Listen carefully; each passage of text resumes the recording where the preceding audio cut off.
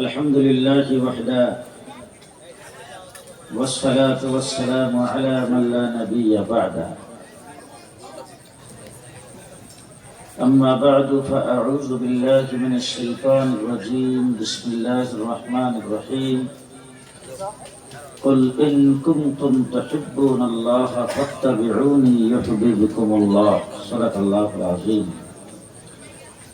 وقال رسول الله صلى الله عليه وسلم لا يؤمن أحدكم حتى أكون أحب إليه من والده وولده والناس أجمعين أو كما قال عليه الصلاة والسلام बुजुर्गान मोहतरम हजरत उलमा इकराम সমবেত বেরাদারান ইসলাম উলামা ইকরামের জবান থেকে অত্যন্ত মূল্যবান এবং এই সময়ে আমাদের জন্য কি করা প্রয়োজন, ভবিষ্যৎ জিন্দেগি আমাদের কিভাবে পরিচালনা করা প্রয়োজন, এই কথাগুলি আপনারা শুনেছেন। বিশেষ করে আমার মূল্যবান হযরত মাওলানা শাইখুল হাদিস ইয়াহিয়া মাহমুদ সাহেব অত্যন্ত মূল্যবান কথাবার্তা বলেছেন। আমরা যারা নিজকে মুসলমান বলে দাবি করি, আমাদের সম্পর্ক থাকতে হবে আল্লাহর সাথে। আপনারা জিন্দা আছেন? সম্পর্ক কার সাথে থাকে? রাত্রের বেলা, খাওয়ার সময়, যে সর্ব অবস্থায় চলতে ফিরতে, খাইতে ঘুমাইতে, উঠতে বইতে 24 ঘন্টার প্রতিটা সেকেন্ডে সম্পর্ক কার সাথে? আপনি আমি বেঁচে আছি, বেঁচে থাকার মেইন কারণটা, মেইন যে বস্তুটা, সেটা হলো শ্বাস প্রশ্বাস।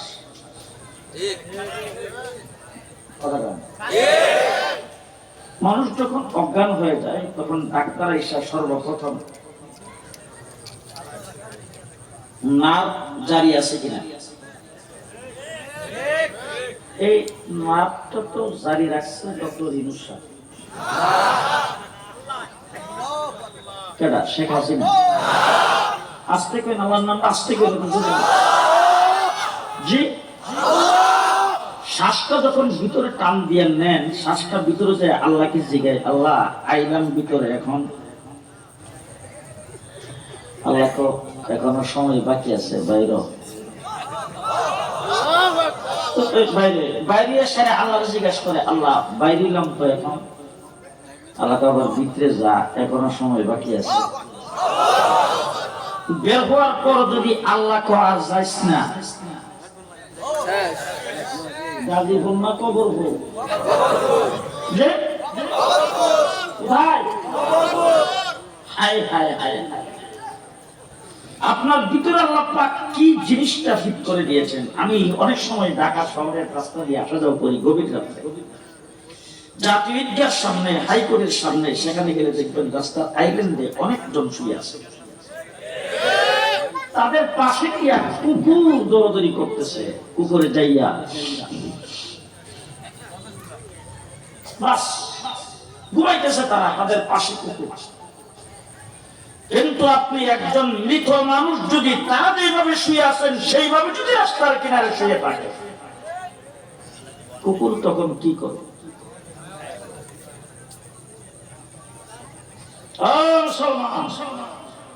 আপনার রাস্তার কিনারে শুয়ে থাকেন, আপনার নাকের ভিতরে কোনো পোকামাকড় যায় না, কান দিয়ে কোনো পোকামাকড় ঢুকে না, আপনার ভিতরে যে ব্যাটারিটা আছে সেই ব্যাটারিটা সিম কাটটা যদি আল্লাহ পাক শুয়ে নেয়, খুলে নেয়, রাস্তার কিনারে শুয়ে দেখেন তো পিঁপড়া ঢুকবে কিনা? জি, বাধা দিয়ে কে রাখলো? কে রাখলো? হ্যাঁ, আল্লাহ বাধা দিয়ে রাখলো। আমাদের বাংলাদেশের একজন হুজুর ওয়াজ করতেন, বাড়ি হইল কিশোরগঞ্জ। উনি একদম গায়া ভাষায়, ময়মনসিংহের ভাষায় ওয়াজ করতেন। উনি কইতেন যে এই যে শ্বাস প্রশ্বাস দিল আল্লাহ, এই যে তোরা বাঁচায় রাখলো আল্লাহ, এরপর যে আল্লাহ ছাড়া অন্যদিকে যাইবে ওটাই রে হইলে। কথা বুঝতে পারছেন কি বলছি? সর্ব অবস্থায় সম্পর্ক কার সাথে? কার সাথে সম্পর্ক? আল্লাহর সাথে সম্পর্ক রাখতে হবে। এটা ঘটনা মনে বলবো, সময়ের সাথে খুব কম, সংক্ষেপে কথা বলবো। বাদশাহ হারুন রশিদ, আপনারা নাম শুনছেন? বাদশাহ হারুন রশিদ বাগদাদের বাদশাহ, ইসলামিক খেলাফতের একজন খলিফা, গোটা আধা রাত জাহান তার খেলা চলে। সে বাদশাহ হারুন রশিদের একজন বিবি ছিল, নাম ছিল মালেকা জুবাইদা। মালেকা জুবাইদা সম্পর্কে অনেক কথাবার্তা আছে। যেমন আল্লাহ ওয়ালি ছিলেন, তেমন সুন্দরী ছিলেন, তেমন মালদার ছিলেন, তেমন বুদ্ধিমান ছিলেন, তেমন শিক্ষিতা ছিলেন। তাকে বিবাহ শাদী করার জন্য অনেকে অনেকভাবে প্রস্তাব দিয়েছেন, কারো প্রস্তাব রাজি হয়নি। শেষ পর্যন্ত বাদশাহ হারুন রশিদ যখন প্রস্তাব পাঠাইছে, তখন সে পাল্টা তার কাছে একটা প্রস্তাব পাঠাইছে, আমি আপনার কাছে বিবাহ বসতে রাজি, আমি মোহর যা চাই তা যদি দেন। বাদশাহ হারুন রশিদ মনে মনে ভাবতেছে, মোহর চাইলে হয়তো উপপ্রধানমন্ত্রী বা প্রধানমন্ত্রী হওয়া, এটাই তো চাইব, অথবা মন্ত্রী পরিষদের কোন একটা জায়গা দখল করা, এটাই চাইবে। এছাড়া আমার কাছে চাওয়ার আর কি আছে? বাদশাহ হারুন রশিদ বললেন, ঠিক আছে, আপনার যা চান তাই দেওয়া হবে। মালেকা জুবাইদা তার কাছে পাঠাইছে, কি চাই? সে বলতেছে, আমি শুনছি মিনা, মুজদালিফা, আরাফা, বাইতুল্লাহ শরীফে যারা হজ করতে আসে লক্ষ লক্ষ মানুষ, তাদের সবচাইতে বেশি যে জিনিসটা প্রয়োজন সেটা হলো পানি। পানির সেখানে খুব অভাব, মরুভূমিতে পানি পাওয়া যায় না, সুতরাং পানির অভাবে হাজী সাহেবরা কষ্ট করে। আর তুমি ফুরাত নদীর কিনারে, তুমি ফুরাত নদীর কিনারে থাকো, সেখানে কত স্বচ্ছ পানি। তুমি ফুরাত নদীর থেকে একটা নহর কাটবা, আরাফা, মুজদালিফা, মিনা হইয়া মক্কা পর্যন্ত। এবার আপনারা বলেন, ঢাকা থেকে গাজীপুরে যা, বাগদাদ থেকে মক্কা পর্যন্ত পাহাড় আর পাহাড়, পাথর আর পাথর, সাধারণ ব্যাপার না। বাদশাহ হারুন রশিদ বিয়ে করার জন্য আসে, বলতে ঠিক আছে। ইঞ্জিনিয়ার ডাকলেন, কন্ট্রাক্টর ডাকলেন, লাইগা তারপর লাগাই দিলেন। অত্যন্ত কঠিন কাজ।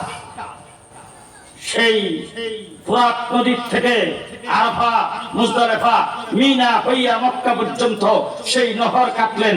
সেই নহরের নাম হলো নহরে জুবাইদা। এখন পর্যন্ত যারা হজ করতে যান সেই নহরের নিদর্শন এখন আছে। সেই নহর কাটার পরে বিবাহ হয়ে গেল। তারপরে কন্ট্রাক্টর আসছেন হিসাব দেওয়ার জন্য, ইঞ্জিনিয়ার আসছে হিসাব দেওয়ার জন্য। আইনা তারপরে হিসাবটা যখন মালেকা জুবাইদার হাতে দিলেন, মালেকা জুবাইদা হিসাবের কাগজপত্রগুলি হাতে নিয়ে এটাকে প্রত্যেকটা ফুরাত নদীতে ফেলাই দিলেন আর বললেন, তারাক্কাল হিসাব ইলা ইয়াউমিল কিয়ামাহ। হযরতে মালেকা জুবাইদা একদিন হাঁটতেছে রাস্তা দিয়ে, বাদশাহর সাথে আছে ফুরাত নদীর পারে। কিছু দূর যাওয়ার পরে দেখে একজন পাগল, নাম হইল বাহলুল। বাহলুল পাগল, বালু যদি কোথাও ফালে রাখেন তাহলে দেখেন ছোট ছোট ছেলেরা যাইয়া পাউডা বালুর ভিতরে ঢুকাই দিয়ে আস্তে করে পাউডা বাই করে। এর যদি জিজ্ঞেন কি করো, দুপুরি বাসা বানায়। কি এর বাসা? দুফির বাসা। ওই দুফির বাসা বানাইতেছে মালেকা। বাহলুল পাগল, আল্লাহর পাগল, বড় আল্লাহর কলি, বড় বুজুর্গ, এই দুফির বাসা বানাইতেছে। মালেকা জুবাইদা গেছে আগে আগে, বাসা পেছনে। মালেকা জুবাইদা যায় জিজ্ঞেস করতেছে, হুজুর কি করতেছেন? বলে, জান্নাতের বালাখানা বানায়। বানাইতেছে দুফির বাসা, জান্নাতের বালাখানা বানায়। বলে, হুজুর কি জন্য নদীর ধারে জান্নাতের বালাখানা বানাইতেছেন? বলে, কাস্টমার পাইলে বেচুন। আমি যদি কিনি আমার কাছে বেচবেন? বলে, আরে আমার কাস্টমার হওয়া হলো শর্ত, কাস্টমার যারে ভাই তার কাছে বেচবেন। মালেকা জুবাইদা একটার দাম কত? বলে, ফিক্সড রেট, কোনো দামাদামি নেই। একটা যদি নিতে চাও তাহলে 1 দিরহাম, 1 টাকা। মালেকা জুবাইদা 1 টাকা তার হাতে দিছে। বাহলুল চতুর্দিকে ডাক দিয়া, ওইটা আপনার দাম। মালিকা জুবাইদা হাঁটতে হাঁটতে সামনে দিয়ে গেছে, বাদশাহ পেছন দিক দিয়ে আইসা সালাম দিয়ে জিজ্ঞেস করে, হুজুর কি করেন? বলে জান্নাতের বালাখানা বানাই। বলে কি জন্য বানাইতেছেন? বলে কাস্টমার পাইলে বেচুন, তাহলে আমি যদি কিনে আমার কাছে বেচবেন, বলো আপনার কাছেও বিক্রি করবো। বলে দাম কত? বলে 1 টাকা। বাদশাহ তো পাগলে কি করে আর ছাগলে কি খায়, মাটির মধ্যে গর্ত ফিরা জান্নাতের বালাখানা আবার বেচে 1 টাকা। একথা কইয়া হাসতে হাসতে বাদশাহ চলে গেছেন। রাত্রেবেলা যখন যায় ঘুমাইছে, ঘুমের মধ্যে বাদশাহ স্বপ্ন দেখে বিশাল বড় একটা উদ্যান, বড় একটা মাঠ, ফলে ফুলে সজ্জিত। এরপর সামনের দিকে দেখে বিশাল একটা অট্টালিকা, খুব মনোরম পরিবেশের একটা বালাখানা। আস্তে আস্তে বাদশাহ সামনের দিকে আগে গেছে, যাই দেখে এটা দরজার মধ্যে বড় অক্ষরে লেখা আছে মালিকা জুবাইদা। বাদশাহ তখন জান্নাতি বালাখানা দেখে সামনের দিকে অগ্রসরের দরজার কাছে গেছে, পরে দারোয়ান এসে আই না কই যাও? বলে আরে বাবা এটার ভিতরে যাইতাম। বলে কার ভিতরে যাবা তুমি? বলে এর নাম লেখা আছে মালিকা জুবাইদা। মালিকা জুবাইদা তো আমার স্ত্রী, আমার স্ত্রীটার ভিতরে আমি যাবো? লেখা স্ত্রী আছে, দেশে আছে, এটা জান্নাত, জান্নাতি স্ত্রী যাইবো, তুমি যাইবা কিনা তার খবর আছে নাকি? না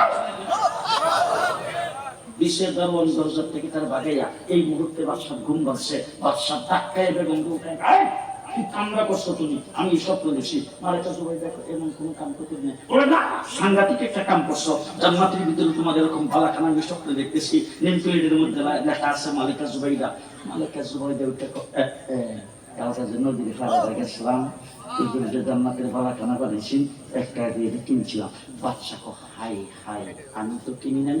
বাদশাহ তাহাজ্জুদের নামাজ পড়ছে, ফজরের নামাজ পড়ছে, ফজরের পরে নদীর ফাড়ে যায় হাঁটতেছে, আজকে হুজুরের ভাই আমি একটা কিনবো। এবার বাদশাহ যখন হাঁটতে শুরু করছে, কিছু দূর পরে যায় দেখে মাহবুব সেখানে আছে, আর বালুর মধ্যে পাও লুকায়া সে গতকালের মতো এরকম পাইছে। বাদশাহ মনে মনে সাংঘাতিক খুশি, যাই হোক সুযোগ মতো পাইছি, আবার আজকে এই গভীর বাসা বানাইতেছে। আচ্ছা ঠিক আছে, কাছে যায় সালাম দিয়ে জিজ্ঞেস করতেছে, হুজুর কি করতেছেন? বলে জান্নাতের বালাখানা বানাই। হুজুর কি জন্য বানাইতেছেন? বলে কাস্টমার পাইলে বেশি। বলে তাই হুজুর আমি একটা কিনতে চাই, আজকে দাম কত? বাহলুল দেখো, আজকে যদি তুমি কিনতে চাও বাগদাদের রাজত্ব অর্ধেকটা স্টাম্পে লিখে দিতে হবে। কালকে ব্যবসা কত? কালকে আমার বিবির কাছে বিক্রি করলেন আপনি মাত্র 1 টাকা, আজকে চাইতেছেন বাগদাদের এত বড় রাজত্ব 25 লক্ষ বর্গ মাইল, সেই রাজত্বের আপনি চাইতেছেন অর্ধেকটা স্টাম্পে লিখে দিতে দিব। হুজুর দাম এত, তার জন্য এত ভালো কি করে বুঝতে পারলাম না। বাহলুল উত্তাকে গতকাল যে কিনছে না দেখতে কিনছিল, তুমি আজকে দেখতে আইছো, এটা কেমন পাগল?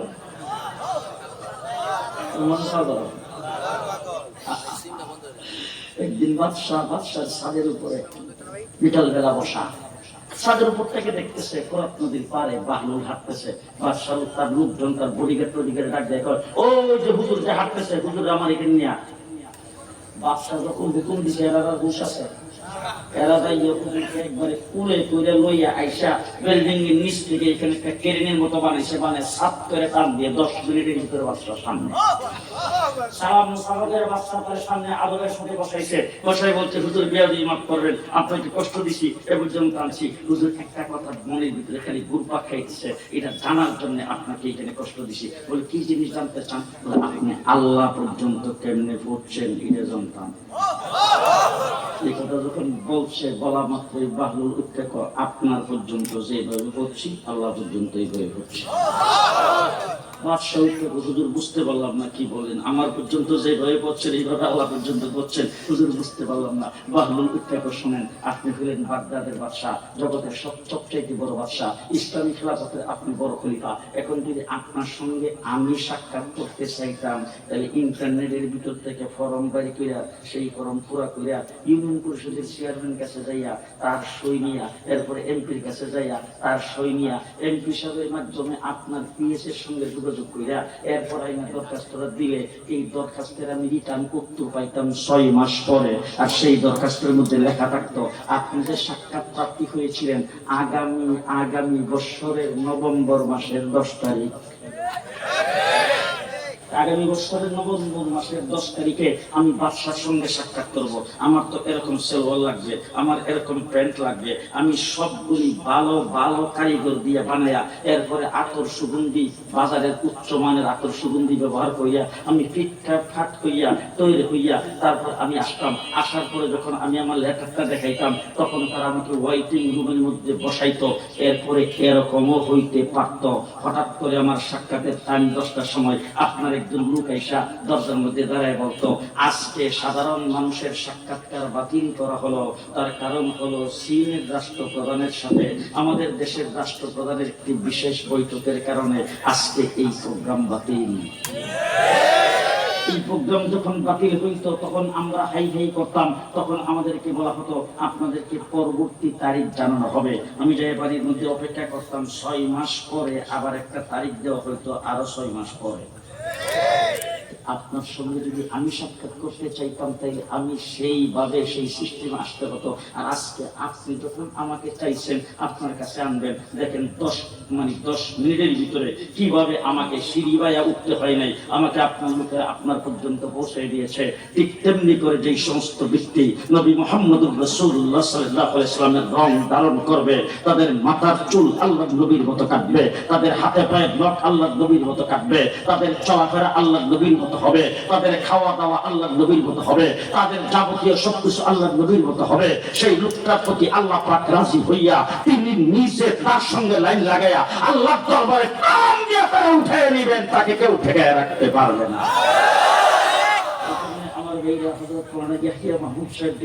আপনাদের সামনে বলছিলেন, আমি সেই কথাগুলির সূত্র ধরে এই কথাই আপনাদের সাথে বলতে চাই। আমাদের সম্পর্ক থাকবে আল্লাহর সাথে। আল্লাহর সাথে যদি আপনি সম্পর্ক রাখতে চান, এখন আপনি এখান থেকে মাহফিল থেকে যখন বিদায় হবেন, মাহফিল শেষ হওয়ার পরে আপনি রাস্তা দিয়ে হাঁটতে যাইবেন। এবার আপনারা বলুন তো, যে রাস্তা দিয়ে হাঁটার সময় আল্লাহর নবীর দেওয়া সিস্টেম কোনটা? বলেন বলেন বলেন বলেন। আল্লাহ নবীর দোয়া সিস্টেম হলো রাস্তার ডাইন সাইডে দিয়ে হাঁটা। আপনি যখন রাস্তার ডাইন সাইডে দিয়ে হাঁটবেন, আমার আল্লাহ ফেরেশতাদের দেখতে কই দেখ, আল্লাহ বলেন ইউহিব্বুকুমুল্লাহ। খুব ভালো করে বুঝেন, কোরআন দিয়ে কথা বলতেছি। আল্লাহ বলেন ইউহিব্বুকুমুল্লাহ। ও বান্দা ভালো করে শুনে রাখো, সিস্টেম পালন করো তো তুমি আমার হাবিবের। লাইন লাগছে আমি আল্লাহর সাথে, সিস্টেম পালন করছো তুমি আমার হাবিবের। প্রস্তরখান বিষয়ে খানা খাইছো, লাইন আমার সাথে হবে। তুমি আবার হাবিবের মতো হাঁটছো, লাইন আমার সাথে হবে। আমার হাবিবের মতো পোশাক পরছো, লাইন আমার সাথে হবে। আমার হাবিবের মতো কথা বলছো, লাইন আমার সাথে হবে। আমার হাবিবের মতো মানুষের সাথে সম্পর্ক রাখছো, লাইন আমার সাথে হবে। আমার হাবিবের মতো প্রত্যেকটা কাজ করবা। ইউহিব্বুকুমুল্লাহ, তোমার সরাসরি লাইন আমি আল্লাহর সাথে হবে। পরিষ্কার খোদার কসম করে বলছি, কষ্ট করে করি, দৈনিক 1-2 ঘন্টা পর্যন্ত ঘুমাইতে পারি না। এই কষ্ট করে মানুষের সাথে মানুষের সামনে যাই। ও আমার ভাইরা, টাকা পয়সার জন্য যাই না। আমাদের কাজ হলো বন্দাকে আল্লাহর সাথে মিলিয়ে দেওয়া। নবী পৃথিবীতে আগমন করেছেন বন্দাকে আল্লাহর সাথে মিলাইবার জন্য, জান্নাতের পথ দেখাইবার জন্য। আমরা নবীর ওয়ারিস হিসাবে আমাদের দায়িত্ব হলো জান্নাতের পথ দেখানো, আল্লাহর সাথে বন্দাকে মিলানো। সেই কাজটা আমরা সব সময় করে যাচ্ছি, আজও করতেছি, অতীতেও করতাম, সামনেও করব। কিন্তু গত 15 বছর আমরা যেখানে গিয়েছি সেখানে ভীতিকর অবস্থা ছিল। নির্দ্বিধায় কথা বলতে পারি নাই, মসজিদের খতিব তার মিম্বর থেকে কথা বলতে পারে নাই, মসজিদে ইমাম তার মেহরাব থেকে কথা বলতে পারে নাই। ইসলামের প্রচার প্রসার আমরা আমাদের মতো করতে পারি নাই, তাদের মতো করতে হয়েছে।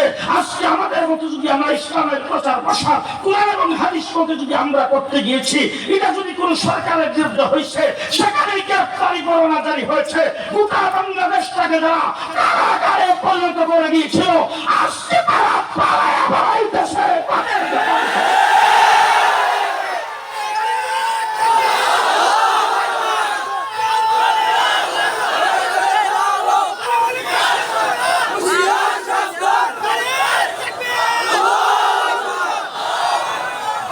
মুসলমান মনে রাখবেন ভালো করে, এই পরাজিত শক্তির লুটেরা সরকারের বিরুদ্ধে রক্ত সবচাইতে বেশি আমরা দিয়েছি। আমি বাংলাদেশের বড় বড় রাজনৈতিক দলের লিডারদেরকে বলেছি, আপনাদের বিরুদ্ধে মামলা হয়েছে, গুম হত্যা হয়েছে, আপনাদের হাজার হাজার কর্মীকে জেলখানার ভিতরে ঢুকাইছে। আপনাদের সমস্ত নির্যাতন একত্রিত করলে 1 লাখ চত্বরের 1 লাখ সমান হবে না। আমার বাংলাদেশের প্রতিরক্ষাকে ধ্বংস করার জন্য 57 জন আর্মি অফিসারকে এক রাত্রে হত্যা করা হয়েছে। শাপলা চত্বরে নির্বাচনে আলেম ওলামায়ে কেরামকে গুলি করে শত শত আলেম ওলামায়ে কেরামকে হত্যা করে তাদের লাশ দুর্গম করা হয়েছে।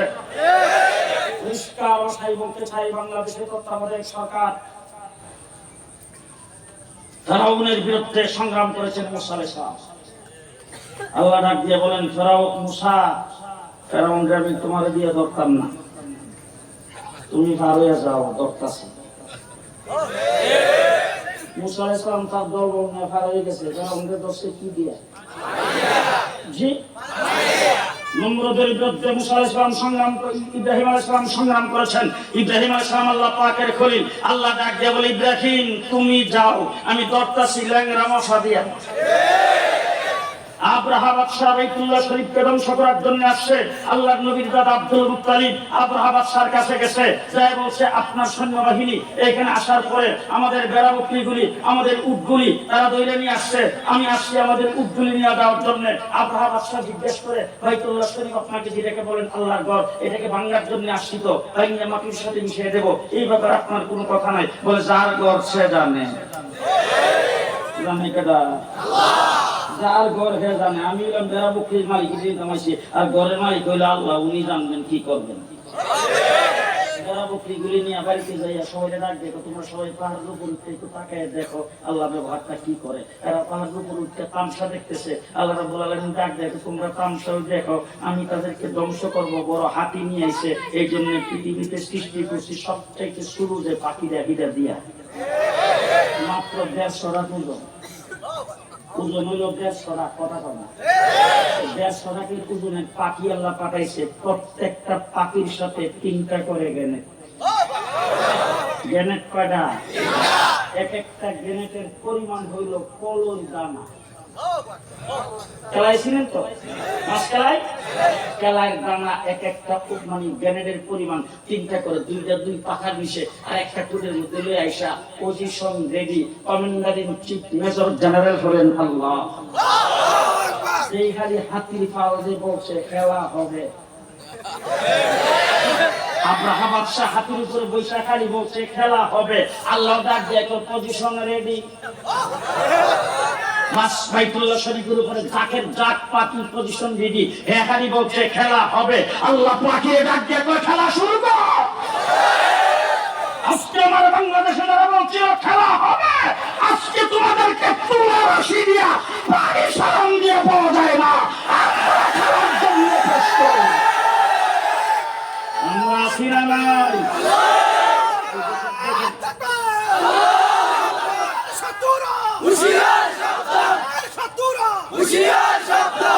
দেখেন যে মাঝখানটা কিছু লোক থাকতে পারে, তারা কিন্তু মুখ খুলবে না, কথা বলবে না, মন করবে না, কথা বুঝে আসতেছে? বুঝে আসতেছে?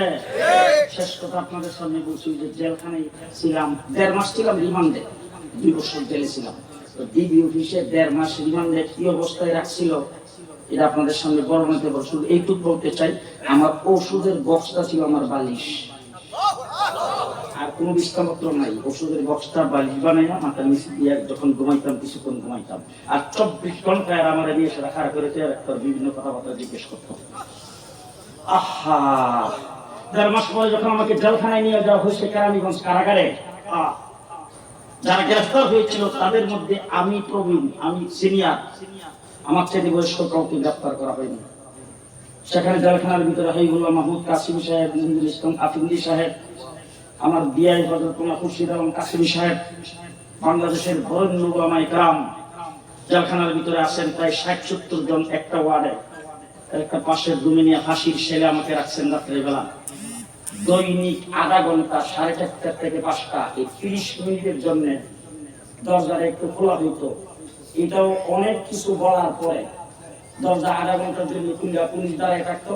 25 মিনিট হলে সংকেত দিত, তাড়াতাড়ি ভিতরে যান, টাইম শেষ। এই আধা ঘন্টার জন্য একটা বারিন্দায় বের হয়ে 60-70 জন বের হইলে পাউডার রাখার পরে আর লড়ার জায়গা নাই। সেই জায়গার মধ্যে যখন আমি বের হয়েছি, তখন আলেম ওলামায়ে কেরাম, মাদ্রাসার ছাত্ররা তারা এসে আমাকে জড়ায় ধরে হু হু করে কাঁদতে শুরু করেছেন। ওই অবস্থায় তাদেরকে থামায় আমি একটা কথা বলেছিলাম, শুনে রাখেন, নির্যাতন নিপীড়ন ভোগ করতেছেন, কিন্তু আমি একটা ভবিষ্যৎবাণী করি আপনাদের সামনে, আল্লাহর উপর ভরসা করে বাংলাদেশে এমন একদিন আসবে নাতি লজ্জায় বলবে না আমার দাদা আওয়ামী লীগ করত। আজকে সে অবস্থার সৃষ্টি হয়েছে কিনা? সে অবস্থার সৃষ্টি হয়েছে কিনা? এক ঘন্টার ভিতরে নির্যাতন নিপীড়ন যারা করেছেন, ছাত্র জনতাকে পাখির মতো গুলি করে যারা হত্যা করেছেন, এক ঘন্টার ভিতরে সব কর্তের ভিতরে ঢুকে গেছেন। ঠিক কিনা বলেন? পরিষ্কার ভাষায় বলছি, আওয়ামী লীগ, ছাত্রলীগ, যুবলীগ বাংলাদেশে কোন সংগঠনই নয়, তারা মাতবুরি আর বাহাদুরি করেছেন পুলিশের অস্ত্রের বিনিময়ে। ঠিক কিনা বলেন? আমরা চাই বাংলাদেশে যেন আর জয় বাংলার স্লোগান না হয়।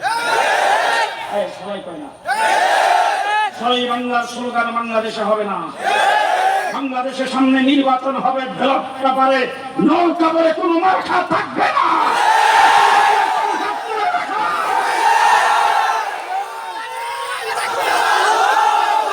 শেষ কথা বলে যাচ্ছি, মনে রাখেন। শেষ কথা বলে যাচ্ছি, মনে রাখেন। বৎসরের পর বৎসর তুচ্ছ মিথ্যা মামলায় জেলছিলাম। আমাদের কথা, আমাদের মামলা উকিল করতে রাজি নয়, আমাদের মামলা বিচারপতি শুনতে রাজি নয়।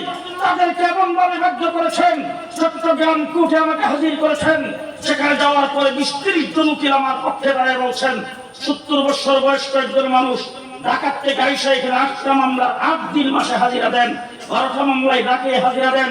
আপনি মামলাগুলিকে একত্রিত করেন, তো একদিনে হাজিরা দেওয়ার ব্যবস্থা করেন।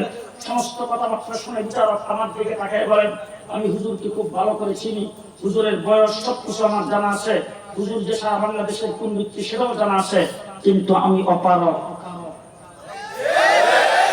এই অবস্থায় বিচার বিভাগকে যারা হাতের মুঠের ভিতরে নিয়েছিল, আজকে তাদের মন্ত্রী আমাদের দেশের স্বাধীনভাবে তা হতে পারে না।